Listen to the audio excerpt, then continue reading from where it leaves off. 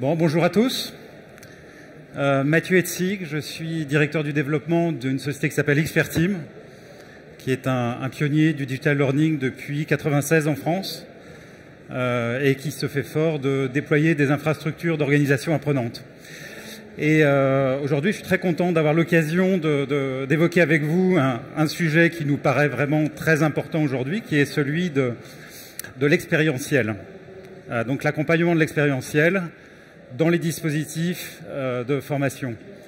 En 1995, le Centre de l'excellence aux États-Unis publiait une étude sur l'origine de la compétence des gens considérés comme compétents. Et cette étude donnait des résultats qui ont pu un petit peu bousculer nos directions formation, puisqu'elle exposait le principe du 70-20-10, qui est que 70% de notre compétence réelle est issue de nos expériences et seulement 10% de la formation formelle et 20% des logiques d'échange qu'on peut avoir avec des collaborateurs. Donc effectivement, ça ne correspondait pas au fléchage des investissements qui était plutôt à 100% vers le 10 et à très peu vers le 70.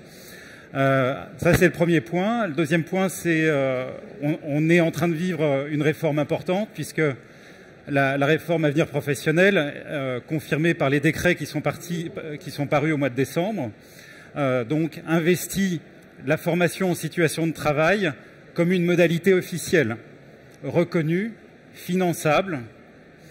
Et donc, c'est un moment important pour effectivement se mettre à déployer de manière plus importante le 70. Alors, quel est le contexte en fait dans lequel on est? Aujourd'hui, la formation en situation de travail représente 15%. Alors, c'est pas une étude française, hein, c'est une étude internationale. Donc, c'est une dimension qui est en croissance. On voit qu'il y a un équilibrage global des modalités de formation. On voit que le présentiel est passé de 70% à 32% en 2016, qui a dû encore décroître. Et si on s'intéresse au 70-20-10, on voit que 15 est encore loin de 70. Donc aujourd'hui, on est plutôt encore dans l'angle mort de la construction de compétences au niveau de ce que pilotent réellement aujourd'hui les directions Learning and Development. Ensuite, il y a un enjeu d'efficacité. C'est-à-dire que de manière générale, la formation formelle va produire d'abord une petite déstabilisation, comme toute espèce de nouvelle acquisition. On va avoir une augmentation de compétences qui, généralement, donne lieu derrière à de grosses difficultés d'implémentation. Ça ne veut pas dire que la formation est mal faite, ça veut dire qu'elle a besoin d'être supportée dans la durée pour donner des effets dans la réalité. On a interviewé récemment Thierry Bonetto, qui a été très longtemps le directeur Learning and Development de Danone. Et une des choses qu'il expliquait, il disait, pour qu'une formation donne des résultats, je dirais, durables, il y a déjà aussi une chose qui est d'envoyer des équipes en formation et que l'équipe revient et essaye d'implémenter les mêmes principes en même temps, ça aide. Mais notre constat quand même, c'est qu'il faut aller vraiment plus loin et aider finalement le manager, l'accompagnement de proximité à jouer un rôle. Il y a un énorme potentiel d'efficacité autour de ça. On considère que ça concerne en fait tout le monde, c'est-à-dire qu'on n'est pas en train de parler des soft skills ou des hard skills, on est en train de parler des deux. On n'est pas en train de parler des cols blancs, des cols bleus, etc. Tout le monde est concerné en fait par ces logiques de mise en œuvre derrière. Ensuite, il y a beaucoup d'indicateurs qui nous montrent qu'il y a une attente très forte autour de ça. Il y a deux chiffres assez marquants. Il y a un premier chiffre concernant les nouvelles générations au travail. Elles se considèrent comme loyales dans une entreprise quand elles sont restées 7 mois. 7 mois, c'est très court. Donc c'est très court pour les former et c'est probablement très court par rapport à effectivement ce qu'on va pouvoir attendre d'eux dans la durée. Donc il y a quoi là derrière ça? Il y a un enjeu de difficulté de se projeter dans des organisations qui aujourd'hui sont de plus en plus plates. On n'est plus sur les logiques de carrière. Donc on est avec des attentes d'expérience professionnelle qui soient substantielles et puis de se sentir progresser et se sentir également reconnu. Donc le deuxième chiffre, c'est 1 mois. C'est-à-dire que quand on demande en fait aux milléniaux quel est le bon rythme de feedback et d'accompagnement et de regard sur ce qu'ils font, c'est pas l'entretien annuel de performance, c'est un mois. Aujourd'hui, on a échangé depuis 4-5 ans sur ces sujets-là avec des grandes organisations, Renault, Orange, Leroy Merlin, Coca-Cola, et on a vu effectivement sur le terrain cette difficulté à réellement produire de l'accompagnement tant qu'il n'y a pas finalement de support du digital. Voilà, donc ça c'est un peu le contexte. Un autre élément de contexte, c'est que je vous parlais tout à l'heure de cette notion d'organisation apprenante, c'est-à-dire qu'une organisation qui va réussir à embarquer dans des logiques de progrès et je dirais un peu de passion les collaborateurs. Donc il y a une dimension orientation employée qu'il faut supporter, c'est-à-dire donner du sens et de la culture entreprise. Et donc là, on doit avoir à la fois des dispositifs et puis de l'accompagnement qui donne du sens sur le terrain. La possibilité de co-construire aujourd'hui est très importante parce qu'on n'est plus sur des expertises centralisées. Learning and development, il y a des dimensions orientation, compétences qui sont aussi encouragées par la réforme et on voit bien que l'expérientiel terrain va vraiment travailler cette notion de compétences concrètes, mise en œuvre. Bon, les notions d'onboarding, on travaille sur un sujet avec Leroy Merlin actuellement. On prépare justement le déploiement de l'expérientiel terrain pour les nouveaux chefs de rayon, que ce soit des recrutements internes ou externes, et dans des logiques de coaching terrain. Donc on va y arriver. Les antennes, entre guillemets, je vais passer vite là-dessus, mais ça fait partie globalement je dirais, du contexte qu'il faut créer autour de l'individu. Et les antennes, c'est la curation de contenu qui vient dans un dispositif de formation. C'est la façon de le nourrir pour qu'il stimule aussi la passion pour ce qu'on fait. Donc ensuite, le leadership, ça c'est le gros enjeu. Management de la performance, coaching terrain, peer coaching, c'est-à-dire que le support de l'accompagnement, évidemment, ça va être le rôle du manager accompagnant. Ça, il est très attendu dans cette logique-là, mais ça peut être d'autres familles d'accompagnants. Ça peut être un père, par exemple.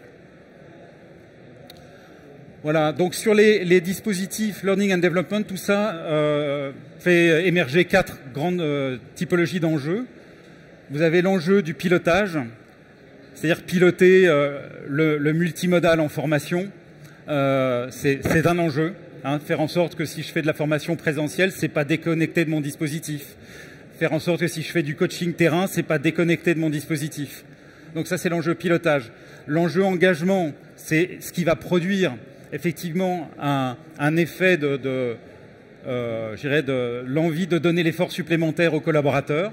Donc c'est l'engagement au travers d'un univers de formation qui est intéressant, qui est stimulant. Et puis c'est l'engagement au travers du relationnel qu'on va avoir.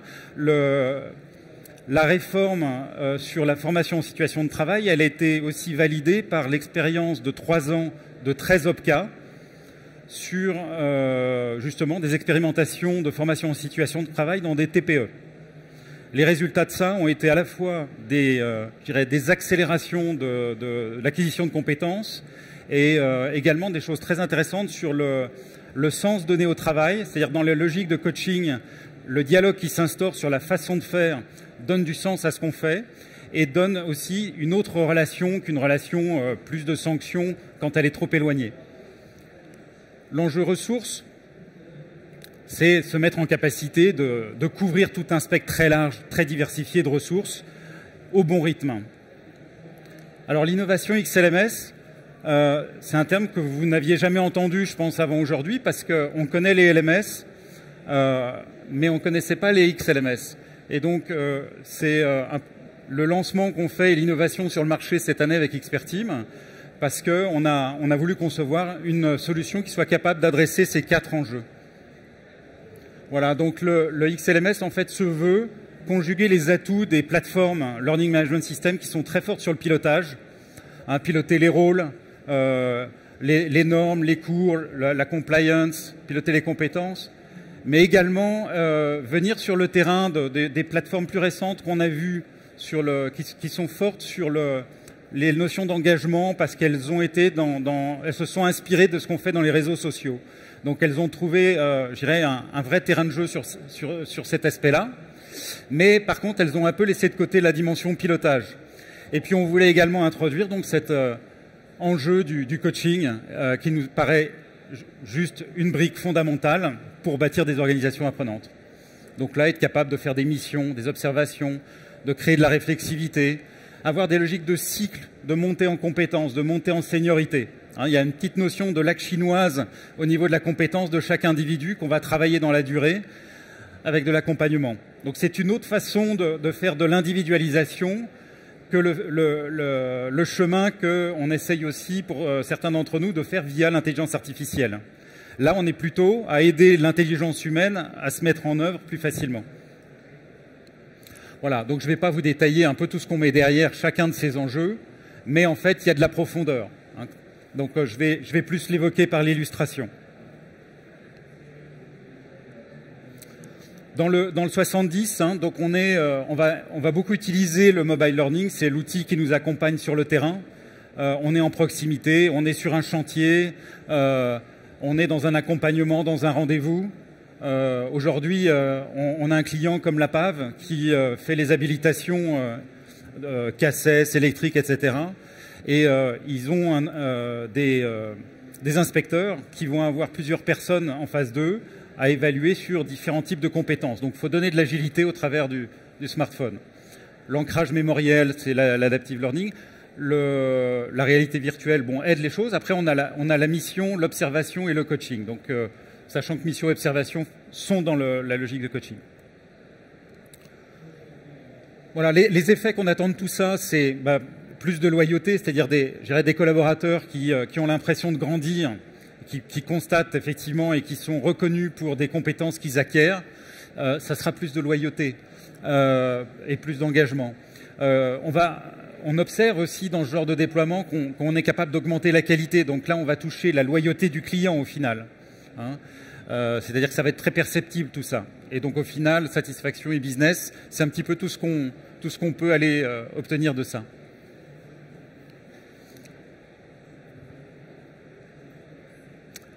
Alors, si on en vient un petit peu plus à illustrer dans l'outil un peu je vais faire un peu scintiller différents aspects de ce que j'ai évoqué, mais d'un point de vue de solutions digitales. Donc là, on va avoir une logique de ressources. Les ressources, elles peuvent être créées par tous les utilisateurs si on leur donne la permission. Donc c'est de la co-création de ressources. Ces ressources, elles peuvent être réutilisées dans des formations si on le souhaite. La curation, c'est plutôt constituer des briefings sur des sujets d'intérêt pour des populations. Si vous avez, donc vous allez faire par exemple, à titre personnel par exemple, moi je m'intéresse à l'experiential learning, donc je vais avoir un briefing sur ce sujet-là. Qu'est-ce qu'il fait ce briefing? Eh bien, il va aller chercher dans les médias des articles qui traitent du sujet expérientiel. D'accord? Donc j'ai ici le titre, le sous-titre et l'image de l'article. J'ai la possibilité de le mettre en favori, de le partager, de le noter, et puis bien évidemment d'ouvrir l'article pour le lire. Donc là, on donne vraiment de bonnes raisons aussi aux utilisateurs d'être engagés dans l'utilisation de l'univers de formation. Les communautés, évidemment, le social learning, toutes ces dimensions-là sont très importantes. Donc là, c'est plus, je dirais, tout le débat qu'on organise autour soit d'une formation, soit d'une mise en œuvre ou d'un projet. Alors, ensuite, on a la notion d'engagement via des environnements qui doivent avoir une forte personnalité. On ne va pas se contenter de mettre un coup de peinture sur une solution qui serait la même pour tout le monde. Ce qui est intéressant, c'est que finalement, on ait la même liberté qu'on aurait presque avec un site web. Et donc, la solution apporte ce genre de souplesse, tout en restant un produit standard. Donc, c'est un véritable CMS comme peut l'être WordPress pour faire un site web. Et donc là, on travaille. Si on ne veut pas partir, on fait des projets en 7 jours. Des projets où on prend très peu de décisions, il n'y a pas de problème. Mais par exemple, pour Dalloz, il y avait une ambition plus grande avec un projet, ce qu'on appelle freemium, c'est-à-dire un accès gratuit pour des gens qui ne sont pas encore des clients. On les intéresse, on leur montre des choses et puis on leur propose de s'inscrire et voire de payer en ligne. Et donc là, on part un petit peu avec l'UX designer et le chef de projet, on va dessiner finalement la plateforme dont on a besoin pour le projet qui est le nôtre. Chez Dalloz, il y a 3 projets différents. Dalloz Formation Continue, Prépa Dalloz et Dalloz Édition. C'est une même solution, mais qui a 3 types de publics, avec 3 environnements qui sont scénarisés, designés différemment. Donc ça, c'est la dimension engagement. L'engagement, on peut aussi aller chercher par le pilotage via les compétences. Ça, c'est aussi, ça accompagne la réforme de la formation. C'est-à-dire que c'est une autre façon d'accueillir l'apprenant que plutôt que de lui dire, bah voilà les listes des formations que tu dois suivre, on l'accueille avec le radar des compétences cibles sur le poste qu'il occupe ou le poste qu'il a envie d'occuper. Et en étant capable de diagnostiquer, je dirais, son niveau actuel, donc les gaps qu'il a à combler, et donc les formations qui vont l'aider à combler ces gaps. Ça suppose qu'on soit aussi en capacité de faire de la blended évaluation. C'est-à-dire qu'on peut lui proposer une auto-évaluation, on peut lui proposer de l'évaluer sur le terrain par du coaching. Il y a plein de manières d'évaluer.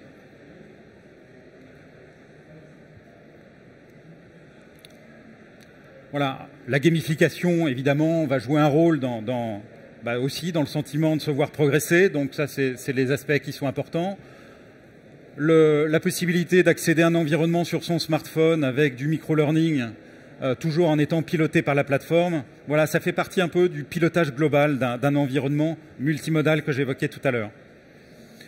Engager les managers dans le pilotage des équipes. Donc là, on parle plus de l'apprenant se formant, on parle là plutôt du manager qui a des enjeux d'équipe avec des objectifs de les faire grandir. Et donc, c'est là où je vous disais tout à l'heure, un manager qui n'est pas outillé, en fait, a énormément de mal à accompagner de manière concrète ses équipes. Et cet enjeu-là, il est vrai pour les TPE et il est vrai pour les multinationales comme Renault. Renault, on travaille avec eux, c'est 50 000 personnes dans 27 langues dans la filière commerciale, avec des populations techniques et commerciales. Bon, ils sont très intéressés par ces dimensions de coaching, mais s'ils sont pas outillés, c'est juste pas possible. Donc, on en reste au pur digital learning. Voilà, donc c'est la capacité, évidemment. Donc là, on voit des écrans qui sont plutôt en déroulé smartphone, et avec ces logiques de cycle. C'est-à-dire que là, on n'est plus tellement dans une formation, on est dans des cycles de montée en compétences. Hein, c'est ça la nouvelle logique. Et ces cycles-là, ce sont des ensembles d'activités qui vont comporter des apports de ressources pédagogiques, des évaluations, des missions. C'est-à-dire, finalement, voilà, on te demande d'aller accomplir. Voilà, tu poses des alarmes. Tu es un technico-commercial, tu es là chez nous depuis 1 mois et tu vas poser tes premières alarmes. Bah, tu peux filmer ton installation, tu peux montrer comment tu as opéré pour ça, et finalement on va te sécuriser parce que ton coach va être capable de te dire, ou ton manager, ok, tu t'y es bien pris, au contraire, là il y a un petit loupé. Voilà, donc les cycles avec des activités qui sont personnalisées. Donc là, on est avec des cycles on peut éventuellement en délivrer le même cycle à plusieurs personnes, mais on a vraiment ces pensées pour être personnalisé. Voilà, donc les logiques de mission. Donc là, l'apprenant va ramener une production. Ça peut être un document, ça peut être une vidéo, une photo. Et donc le coach va pouvoir lui faire du retour derrière. C'est comme ça qu'on fait ces boucles. Voilà. Alors, c'est un outil de progrès. Ça veut dire que ce n'est pas un outil de top-down. Hein, c'est que le collaborateur, il doit pouvoir lui aussi dire... Finalement, j'ai été observé sur 5 des compétences sur lesquelles je suis attendu. Il y en a 3 que je maîtrise bien. Il y en a 2 sur lesquelles je suis faible. On m'a créé un nouveau cycle pour que je progresse, que j'ai des apports pédagogiques, des missions, des choses à faire concrètes. Et là, je me sens prêt. Donc finalement, je vais demander à être observé. C'est le moment. Donc c'est aussi à sa main. Voilà. Et puis sur les observables, on est capable aussi, finalement, de faire des observables objectivés. C'est ça qui est intéressant.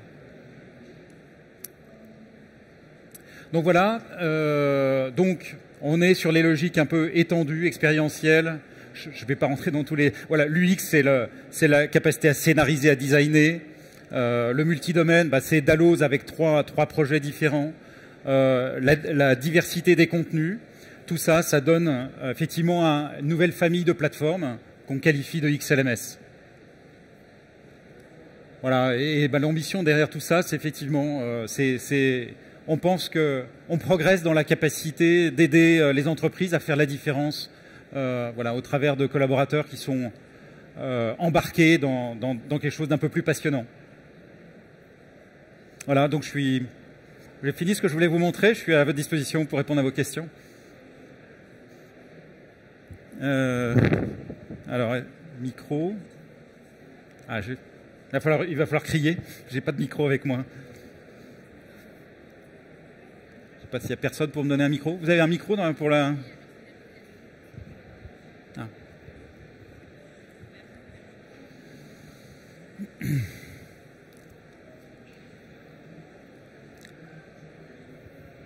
Bonjour Monsieur, Muriel Vigroux, Imago Conseil. Juste une question au ras des pâquerettes, et j'en suis absolument désolée, mais c'est quoi le budget de ça? C'est-à-dire, ce sont des offres à combien, ça? À la louche, hein. Enfin voilà, parce que les coûts de développement ont l'air énormes en fait. Donc, alors, les coûts de développement, c'est effectivement une bonne question. Après, ça dépend de l'ambition. Donc, si on fait le full Monty d'emblée, c'est des budgets plus importants. Et puis, c'est un budget, si on parle de scénariser l'environnement apprenant, si on parle de déployer ces nouvelles capacités aussi à accompagner, parce que derrière ces technologies qu'on veut les plus simples possibles, il y a des compétences métiers. C'est-à-dire que donc, quand on accompagne le roi Merlin, on accompagne le roi Merlin avec des gens qui savent ce que c'est que finalement faire advenir une nouvelle identité professionnelle pour un manager. Donc est-ce qu'on englobe cette dimension-là? Voilà. Après, nos solutions, elles sont disponibles en SaaS public. En SaaS public, on ouvre un compte et donc ces projets-là, si on les customise pas trop, ne sont pas des projets coûteux. Voilà. Sont pas des projets. Enfin après, je vous laisserai venir nous questionner plus précisément là-dessus. Mais voilà, il y a SaaS public où les projets qui vont je sais pas, un projet d'Alloz, effectivement, il y a une équipe qui vient designer, scénariser le projet, on se met d'accord, ensuite on va produire cet environnement-là. Alors c'est vrai qu'en back-office, on a finalement ce qu'on appelle un CMS, c'est les Content Management System, c'est-à-dire c'est ce qui permet de faire les sites web. Donc on en dispose en back-office, donc quelque part le client, il a une autonomie, donc on est dans le faire ou faire. Il y a aussi ces dimensions-là. Voilà. Mais il y a toujours le prix de la solution et puis la phase d'appropriation. On est beaucoup sur des logiques de formation-action aussi. Donc on fait son projet quand on est en train d'apprendre un peu ces usages-là. Bon, j'ai évoqué le roi Merlin. Le roi Merlin, on travaille avec eux depuis 2012. Ils ont réaccéléré il y a 3 ans. Et puis ils sont sur une dynamique qui est assez spectaculaire, d'organisation apprenante, parce qu'on parle vraiment de ça. C'est vraiment une culture. Et cette culture-là, elle ne s'est pas faite du jour au lendemain. Aussi, il y a cette dimension-là. Voilà. Voilà. Donc après, nous, on travaille avec des sociétés, des petits organismes de formation. On travaille avec des sociétés, des PME qui ont 50 ou 100 collaborateurs, qui sont capables d'accomplir des choses intéressantes. Clairement, le coaching, c'est pas... J'ai cité Renault parce que nous, on est en tant qu'éditeur, on a des plateformes qui sont déployées sur des grands groupes. Donc on est avec ce type d'exigence de gérer le multilinguisme, etc. Maintenant, c'est des solutions qu'on veut adresser aussi pour des petites équipes, parce que ça a du sens avec une équipe de 10 personnes. Voilà, c'est pour ça que le SaaS aussi rend accessible des solutions aussi en fonction de l'échelle. Moi, j'avais une question. Est-ce que si le client a déjà un LMS, est-ce que vous l'accompagnez à faire du XLMS ou il faut tout repartir avec un CMS vierge? Alors, merci beaucoup d'avoir posé cette question. Ça me donne l'occasion de dire que le profil d'Expertime, l'ADN d'Expertime, c'est l'interopérabilité et la modularité. Donc effectivement, on a actuellement 2 prospects qui sont vraiment en phase avec des décisions orales, qui sont 2 prospects qui ont une autre plateforme que la nôtre et qui n'ont pas décidé de changer de plateforme. Donc ils ont décidé par contre de faire le 70. Voilà. Et donc ces 2 environnements vont cohabiter avec une possibilité de fédérer l'information sur l'utilisateur, c'est-à-dire que c'est évidemment intéressant d'être capable d'avoir un suivi global de ce que font les apprenants. Donc ça passe pas nécessairement par des intégrations de plateformes, ça passe par une norme qui s'appelle XAPI et qui permet de suivre en fait ce qui se passe dans les deux environnements et d'avoir autour des acteurs, parce que ça peut être un apprenant, ça peut être un manager, un formateur, un expert qui ont accompli tel ou tel type d'action, et de faire le suivi à la fois de ce qui a été fait dans le LMS et de ce qui est... Voilà. Donc voilà la réponse. Voilà. Après, pour le Roi Merlin qui avait déjà notre LMS, c'est une extension. Voilà.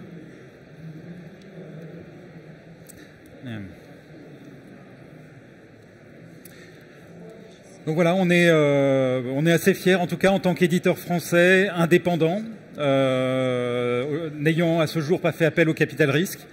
On a été aidé par BPI, par contre, dans effectivement ce mouvement-là qu'on préparait depuis 4-5 ans. Donc on a la chance en France aussi d'avoir ce type de support. Voilà.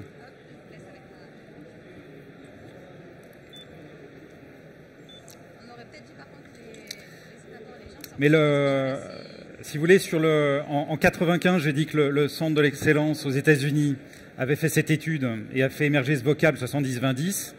Il y a en France un siècle, notamment en France, de grands ingénieurs pédagogiques, chercheurs qui avaient déjà posé beaucoup de bases fondamentales sur la pertinence de ce type de démarche. Mais le temps que ça prend pour finalement passer à l'échelle, c'est aussi finalement le digital qui nous amène une capacité nouvelle. Au même titre qu'en 1990, Peter Senge est devenu l'initiateur du concept d'organisation apprenante. On l'a filmé, Peter Senge, à la fin de l'année dernière. Et là, on est effectivement à une époque où les idées qui étaient sublimes de l'organisation apprenante sont en passe de pouvoir être réalisées à une échelle qui était inédite, quoi, voilà. Donc on est là depuis peu dans une période qui permet d'accomplir des projets intéressants. Voilà, je crois qu'il y a une table ronde après. Il reste un petit peu de temps si certains d'entre vous ont des questions.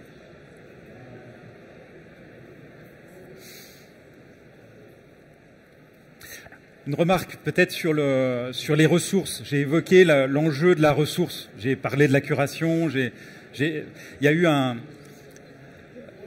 tant qu'éditeur historique de plateforme LMS, on a considéré comme hérétique pendant très longtemps de faire de la ressource pédagogique à partir d'un environnement qui la distribuait, parce qu'elle cessait à ce moment-là d'être interopérable.